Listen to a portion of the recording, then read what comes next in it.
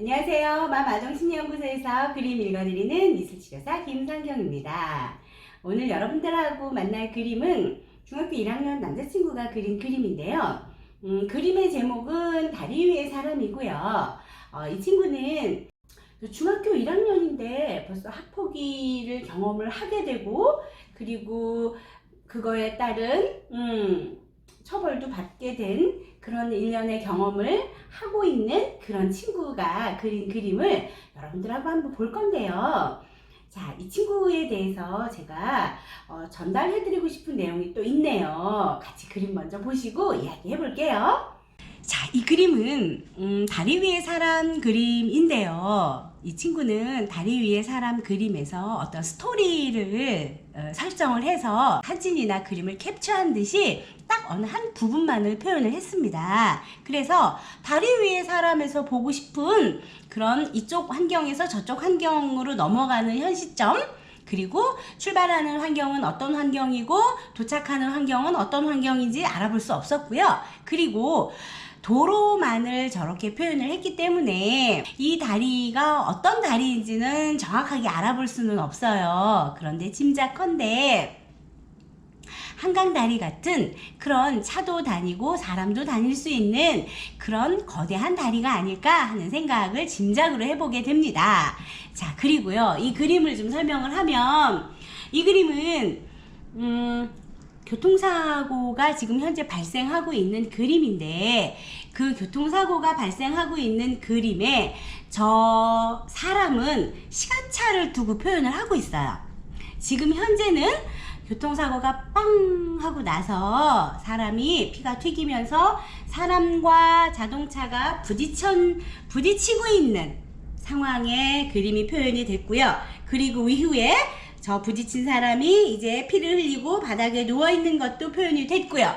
이 친구는 상담사에게 제가 이렇게 폭력적이고 제가 이렇게 과격한 생각을 합니다 라고 하는 거를 의도적으로 보여주고 싶은 그런 심리도 조금은 읽을 수 있었는데, 오늘은 이 그림 안에서 이 친구의 지금 현재 심리 상태를 살펴보면, 그림 안에 있는 이 친구의 심리 상태만 살펴보면 자동차라고 하는 물리적인 공격적인 면, 파괴적인 면, 그런 면들을 해석을 해볼 수 있고요. 피랍 역시나 공격적이고 파괴적이고 에너지를 쏟아내고 있는 그런 피랍으로 해석이 됩니다.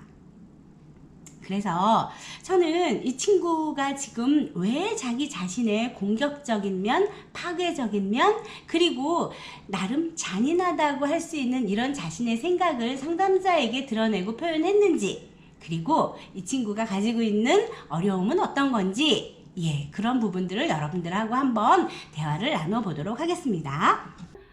공격적인 면, 파괴적인 면, 이런 게 그림에 나타났어요.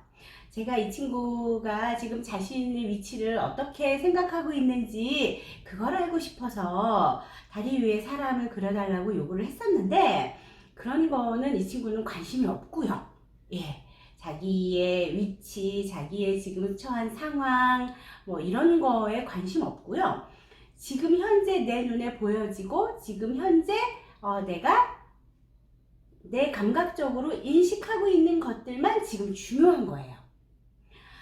그리고 저의 경험 안에 제가 만났던 행동 문제 행동, 비행 행동, 이런 문제가 있는 친구들 중에는 ADHD의 성향이 있거나 ADHD를 지금 현재 그 증상을 가지고 있는 친구들이 참 많았습니다. 그러면 이제 파괴적인 행동, 공격적인 행동이 ADHD하고 이게 연관이 있는 건가? 그럼 ADHD를 가지고 있는 친구들은 파괴적이고 공격적인 행동을 하는 친구가 되는 건가? 이런 거를 생각해 보게 되는데, 꼭 그렇지만은 않아요. 꼭 그렇지만은 않은데, 그 과정을 좀 이해하시면, 이런 과정을 거쳐서 파괴적이고 공격적인 그런 행동을 하는구나 라고 하는 게 이해가 되실 것 같아서 오늘 이 그림을 설명을 하려고 합니다. 어떤 부분이냐면 주의를 집중하지 못한다는 어려움이 스스로 주의를 집중하지 못해서 자기가 스스로 각성하려는 행동을 하게 돼요. 그게 어떤 행동이냐면 계속 뭔가를 감각을 자극을 시키죠. 계속 나의 감각이 계속 자극이 되면 그 순간순간 주의가 되니까, 그래서 각성을 하는 행동을 계속해서 하게 되는 거예요. 각성을 하는 행동을 계속해서 하게 되니까 우리가 보여질 때 어떻게 보여요? 잠시도 가만히 있지 않는 아이가 되는 거예요. 그러면 잠시도 가만히 있지 않는 행동을 하면 이제 주위에서 어른들이 ADHD라고 하는 지식이나 상식이나 배려가 없을 때 어떻게 할까요? 지적하고, 지적하게 되고, 멈추라고 통제하게 되고, 그리고 이제 그게 안 들어지면 이제 훈계를 하고 야단을 시게 되겠죠. 이 친구는 자기가 통제할 수 없는 행동 때문에 지적받고 통제받고 야단맞고 그런 경험을 하는 거예요. 그러면 어린 시절에 보통 ADHD가 6, 7, 8살 요때 많이 발견이 돼요.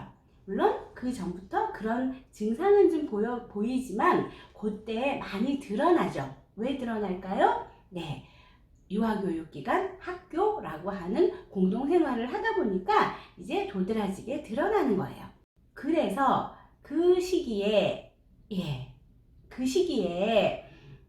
야단맞고 지적당하고 통제당하고 거부당하고 이런 경험을 하면서 이제 자기 자신에 대해서 부정적인 인식을 하게 됩니다. 저절로 그러지 않겠어요? 맨날 혼나면 나는 맨날 혼나는 아이라고 그렇게 인식하지 않겠어요?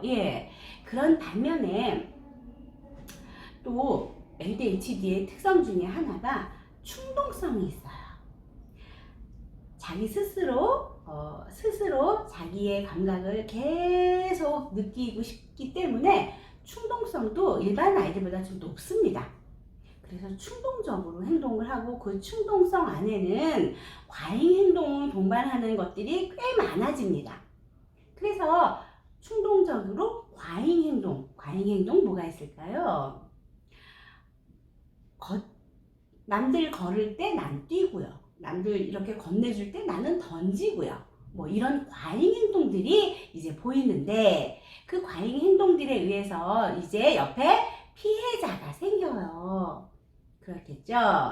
뛰어가다 부딪히고 던지면 맞고, 그래서 이제 의도치 않게 계획하지 않게 피해자가 생기고 이 친구는 이제 일상에서 가해자로 살게 되는 거예요. 그런데 가해자로 일상에서 의도치 않게 살게 되는 것이 이제 익숙해지면 어떻게 될까요?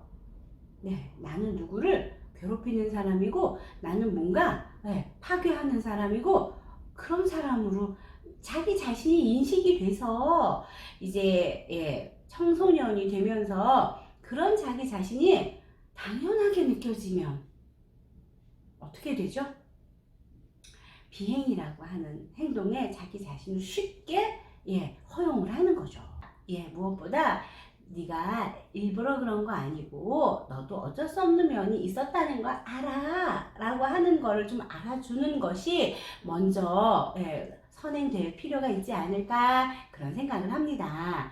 오늘은 ADHD의 증상을 가지고 있는 친구가 치료받지 않고 그대로 성장하는 과정에서 그 친구가 보여줬던 행동 때문에 무수히 받았던 질책과 훈계와 통제와 그런 것들이 결국은 이 친구가 스스로 나는 문제가 있는 아이라고 느끼면서 살게 했던 그런 결과가 도출되었던 그런 청소년, 아동의 그림을 함께 보았습니다. 좀 심각하죠? 다음에 또 다른 그림으로 여러분 만날게요. 안녕히 계세요.